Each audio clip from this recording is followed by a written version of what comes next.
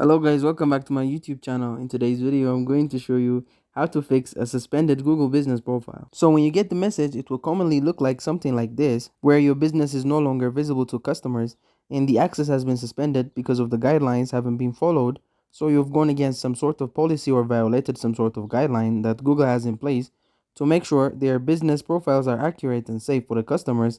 With that as well, you might get an email that informs you that your profile has been suspended. Sometimes it will explain to you why it's been suspended, such as in this one with the address, but most of the time it won't actually give you any information and just say it's been flagged for suspicious activity.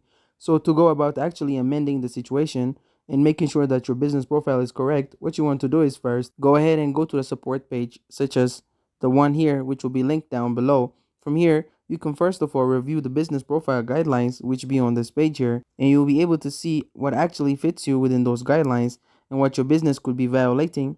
The most common one that we see is potentially that your business is firstly not legible, or the business profile most businesses are, but there are select fews that aren't. With that as well, you could be signing from the wrong account, you could be signing from a location that they don't kind of recognize.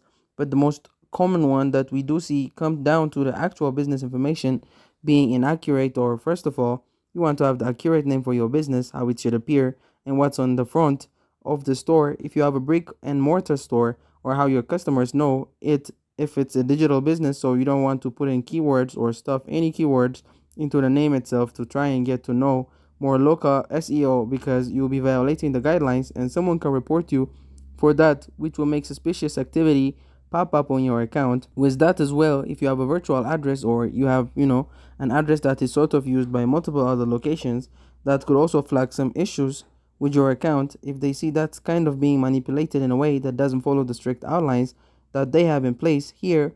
And with everything else, you generally just make sure that all of your business information is accurate as it can be.